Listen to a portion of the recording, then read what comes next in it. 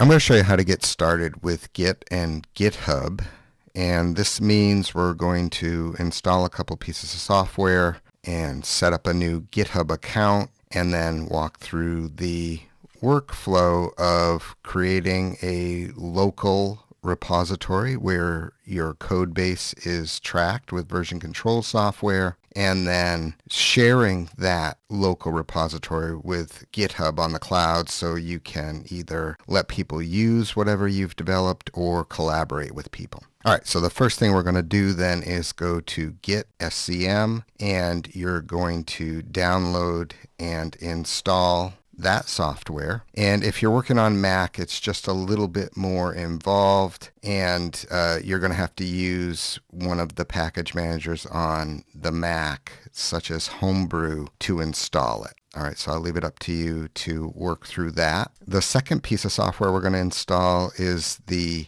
GitHub command line client, and again, for Windows it's pretty straightforward. There's an installer, but if you're on the Mac, you're going to want to go to the view installation instructions, and then I would use this, right? And if you have Anaconda installed, you can just use conda install gh, and then there's just a couple other ways to do that if you don't have Anaconda already installed. All right, this is probably the choice I would choose. All right, so it doesn't require you to install Homebrew or anything else. Once all that's done, you're going to want to go to github.com and sign up for a new account. All right, and probably one of the most important choices here is, okay, what's the username going to be? And at some level, this is sort of a professional persona for yourself, and so it should probably be based on your name somehow. And while names aren't that unique, so there's a pretty good chance that someone already has a GitHub account with your name. But some variation on your name, like your first name with a dot and then your last name, or maybe your first and middle initials and then your last name, or some variation on that. But you don't want to have a GitHub name like Noobmaster69, right? You try to avoid numbers in your username. All right, so once we have our GitHub account, we've installed two pieces of software, we're ready to create our first repository.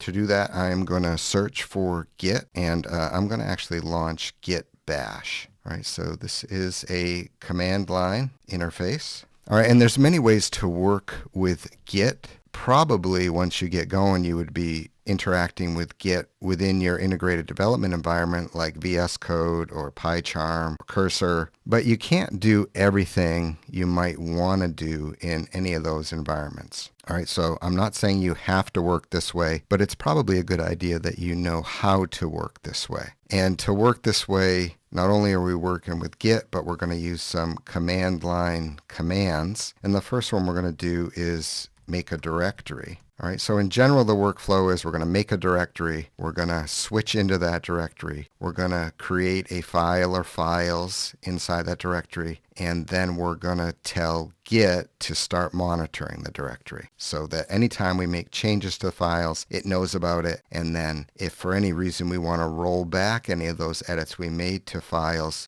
we can easily do that. All right, and then eventually the last step is to push or share that code base with GitHub so that, yes, then you can collaborate, or you can share whatever app you made, or you can even create a personal website and host that for free on GitHub. All right, so I'm going to make a new directory, and I'm just going to call it Git Essentials, and I'm not going to put any space in that name. All right, and then I'm going to switch into that directory. Okay, so make directory, change directory. All right, so it shows I'm in there now. And in general, we always add a specific file to our repositories, and it's a Readme file. And the Readme file is where we put instructions about what the repository does. All right, so this repository is not going to do anything, so I'm just going to make the file, and I'm just going to put a header in it. All right, so the Readme file is a Markdown file, and Markdown gets rendered as HTML when it's opened by a browser. All right, so it's a simplified version of HTML in essence. Okay, so I'm going to use the command echo, which says, okay, write this to the screen, and then in quotation marks, write a hashtag and a space, and then Git Essentials. All right, close the quotation mark. And then I'm going to say write that to a file, and the file is going to be readme.md. All right, and by convention, yes, we put the name readme in uppercase like that. Okay, so now we have a new file. If you want to make sure you have a new file, you can use the command ls-l, and there it is. Okay, so that's pretty much all we need to get started with. We now have a new directory. We have a file in there. It's not much of a file, but it's enough to get started. All right, so the next thing you're going to want to do is tell Git, just the first time, you need to tell Git who you are. So we need to give it a name and an email address. And without this, it's not going to let you share files on GitHub. All right, so to do that, it's going to be git config -- global, all right, and then user.name. And I'm going to put my GitHub username here. All right, so you can see what I did. I used my first two initials and my last name. And then if you use the up or down arrow in Bash or at the Windows command line, you can toggle through the history of things that you've entered there. All right, so I'm just going to up arrow once, and I'm just going to change a little bit of it. So it saves me a little bit of typing.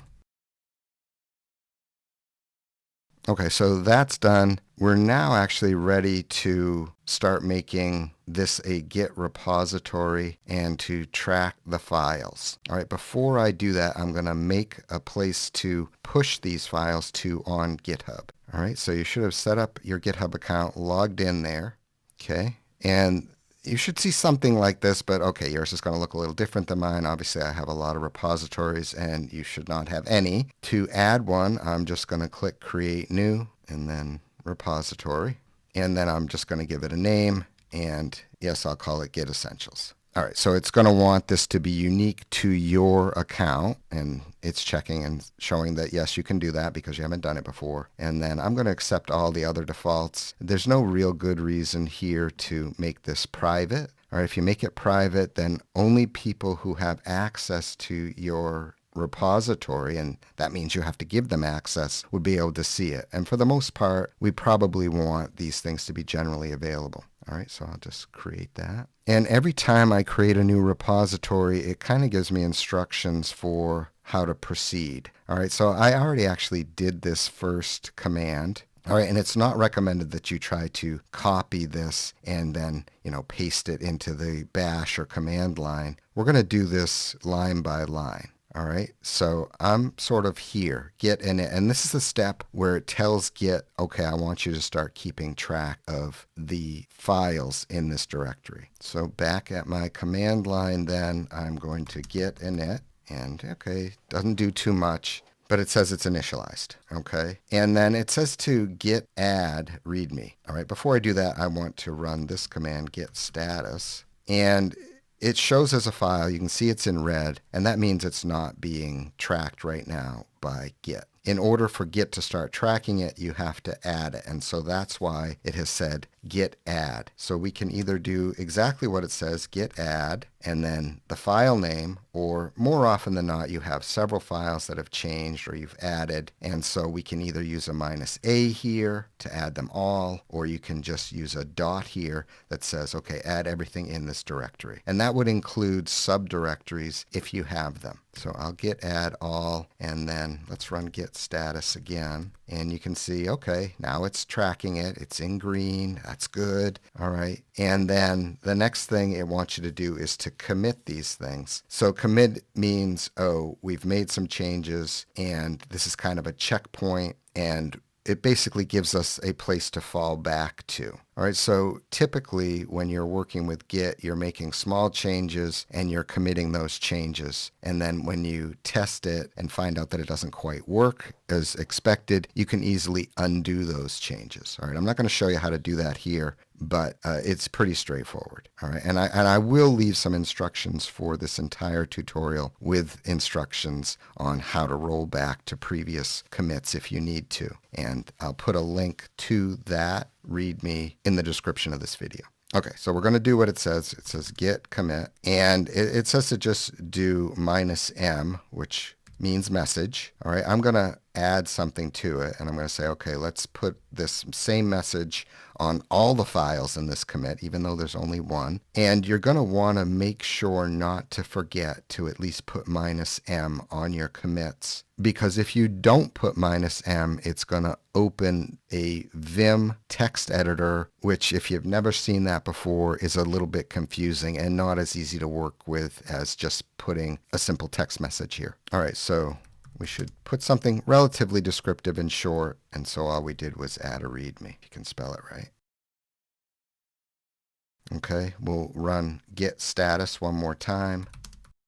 And so now it says, okay, there's nothing has changed since the last time you made a commit, and so we have this clean branch. Okay, so out of the box, the branch that you're on is called the master, and generally accepted practices are to switch away that branch to something called main. So we're going to do that next.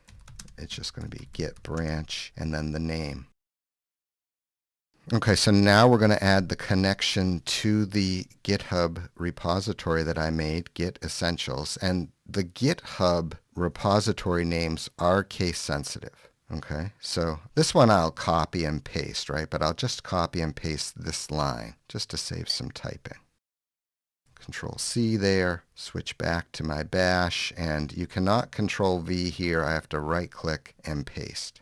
All right, so now I'm connected, and I should be able to just run git push, right, -u, origin main. Origin is the remote connection that I just added, and main is the branch that I'm working from. All right, but before I can do that, it's going to ask me to authenticate. And this is why we installed GH, because it's an easier method of authenticating. And when you use GH to authenticate, it actually authenticates your entire computer. And so when you're working with something like Cursor or VS Code or one of the IDEs, you're already authenticated if you do this step at the command line. Otherwise, yes, you just authenticate inside the IDE, and it actually uses GH behind the scenes to do that. All right, so it's just a little bit easier to authenticate with GH than to authenticate with Git. Okay, so with GH, we're just going to write GH and then auth login.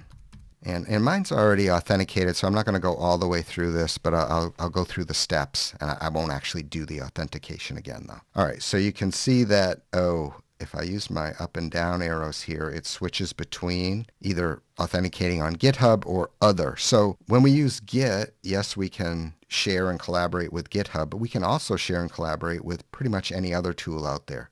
All right, so there's a Bitbucket is also a GitHub equivalent. You can maybe use Amazon Web Services. Any cloud-based service is going to be able to be authenticated and interact with Git exactly the same way. All right, but yes, I'm going to authenticate with GitHub, and then I'm going to choose either HTTPS or secured socket. I'm just going to use HTTPS. And then it's asking me, how do I want to authenticate? I want to use my GitHub credentials. So this just allows me, instead of generating an access token on GitHub and then going and finding that, it allows me to use my password and then a passcode that you can either generate and have it texted to your phone, or you can use an authenticator app. All right, so I'll just say yes there, and then it asks how I want to do this, and yes, I want to make sure I do this login with a browser. So I'm going to skip this step, but you're going to hit enter, and then it's going to open the web browser, ask you to log into GitHub and authenticate, and then you just accept and allow the connection to happen. All right, so with all that done, I'm going to get back to my command line here, and now I'm going to use git push. Okay, and so you should get a message something like this. It seems like it worked it, right? It was looking at the objects, and now it's writing them, and we have successfully shared that README file on GitHub. All right, so I'll go back to GitHub here, and you can see that, well, it looks the same. What's different? I'm going to have to refresh this window, and now I have, there's the README file, and there it is rendered as HTML, right? So the hashtag tells it to make a large heading. All right, so we can simplify this workflow quite a bit, and actually you can do most of the steps that I have already done with GH, including making the repository on GitHub. I'm not going to show that here. I'll leave it up to you. It's pretty straightforward, right? Instead of going to GitHub and clicking add a repository, we're just going to add the equivalent command in the command line. But we can simplify the creation of a repository with Git by using another tool called UV. All right, so I'm going to go back to the command line here. And you may have UV installed, but if you don't, and you do have Python installed, then you can just pip install UV, and it should just take a few seconds to do that. All right, and once you have UV installed, we can simply write UV init and then give a folder name. I'll call it UV demo. All right, this should also happen very quickly. It says it's initialized the project, and I'm going to switch into that folder so we can see what we got here. All right, and once I switch into there, you can see that, oh, it already says main here. So what this did was it made a new directory. It put the files in here that we need, and it initialized it as a Git repository. All right, since I did it with UV, and UV is a Python utility, it assumes that the project, whatever it is you're doing, is going to be in Python. All right, so it added a blank Python file, it added a Readme file, and it added a PyProject TOML file. And the TOML file is what's going to keep track of what's special about your Python project. All right, so generally, right, we were going to make a repository. We're going to make an isolated Python environment here, a virtual environment, and then we're going to add just the packages, the Python packages that we need to work with our specific project. And all those are going to get recorded in this pyproject.toml file. And then when we share this up to GitHub and people start downloading our code to run it, it helps ensure that the code that works on my computer also works on theirs, because it'll put a virtual environment on their computer that's in the same state as the one on my computer. All right, so it kind of eliminates that, oh, it works on my computer problem. All right, so effectively this thing is ready to get committed, and then assuming we had a GitHub repository for it, we could push those files out there. Okay, so that should be enough to get you started. I hope that helps. I will put instructions for everything we did in a README file, and then it'll be at that Git Essentials repository on GitHub.